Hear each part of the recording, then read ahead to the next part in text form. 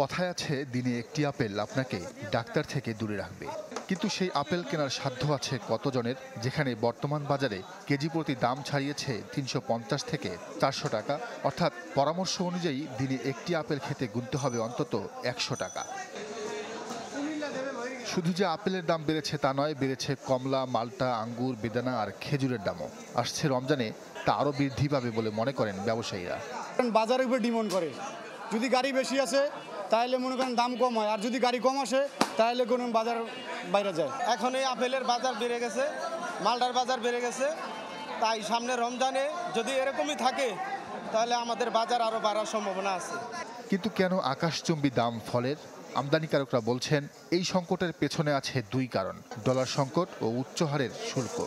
18 KG 19 KG মালে 2500 টাকা duty, যার কারণে 1 কেজিতে 150 টাকা শুধু সরকারের দিতে হয়। এই জন্য মালের রেট অনেক বেশি। 1 কেজি আনারে 160-70 টাকা বাংলাদেশ সরকার ডিউটি নেয়। আমাদের সরকারের ডিউটি বাড়াইছে নেনে, জনগণের হারটা কি? যদি ডিউটিটা 50% করে দেয়, এখন যে ডিউটি আছে সব আইটেমের ফলের উপরে, তাহলে সাধারণ মানুষ সবাই খেতে পারবে ইনশাল্লাহ। বাজার বিশ্লেষকরা বলছেন খাদ্যপণ্যে এত পরিমাণ শুল্কারোপ অন্যায্য। ভোক্তার কথা চিন্তা করে তা কমিয়ে আনার দাবি কৃষি অর্থনীতিবিদ জাহাঙ্গীর আলম খানের।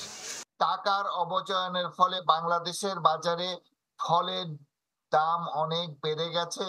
ফলের উপর আমদানি শুল্ক হ্রাস করা দরকার, যাতে সাশ্রয়ী মূল্যে আমাদের সাধারণ ক্রেতারা ফল কিনতে পারে। তাছাড়া দেশি ফলের উপরে গুরুত্ব আরোপ করতে হবে। দেশে দৈনিক ফলের চাহিদা প্রায় 20 লাখ কেজি। নাজমুল হুদা সুমন, চ্যানেল 24, ঢাকা।